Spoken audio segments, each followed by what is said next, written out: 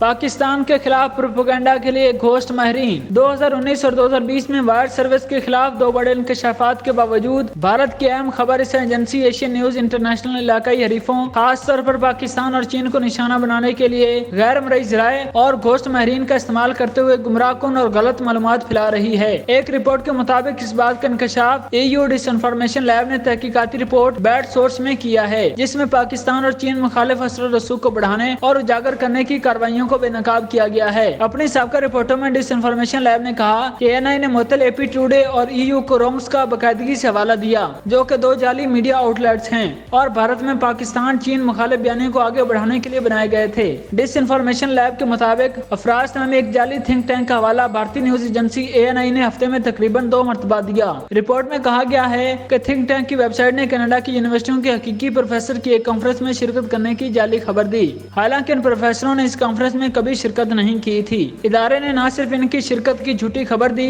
بلکہ اپنی طرف سے ان ماہرین تعلیم کے جھوٹے بیانات بھی گھڑے۔ مشکوک نوعیت کے باوجود ANI نے افراز نامی تھنک ٹینک کی جعلی معلومات کا استعمال جاری رکھا۔ تحقیقاتی رپورٹ میں اس تھنک ٹینک کو ایک ایسے ادارے کے طور پر بیان کیا گیا ہے جو موجود ہی نہیں ہے اور نہیں چاہتا کہ اس کا سراغ لگایا جائے۔ تھنک ٹینک کے بارے میں دعویٰ کیا گیا کہ اس کی سربراہی پہلے کینیڈا کے ایک سابق رکن پارلیمنٹ کرتے تھے اور یہ ادارہ 2012 میں کینیڈا میں رجسٹرڈ ہوا اور 2014 میں باضابطہ طور پر اسے ختم کر دیا گیا، لیکن بھارت کی بڑی نیوز ایجنسی سمجھے جانے والی ANI کے لیے تھنک ٹینک اب بھی کام کر رہا ہے۔ جنوری 2020 میں اس نے مونٹریال یونیورسٹی میں ایک پریس کانفرنس کی میزبانی کرنے کا دعویٰ کیا، جس میں اسی یونیورسٹی کے 4 پروفیسر کی شرکت کا بھی دعویٰ کیا گیا، تاہم 2 پروفیسر نے تصدیق کی کہ وہ ایسی پریس کانفرنس میں کبھی شریک نہیں ہوئے۔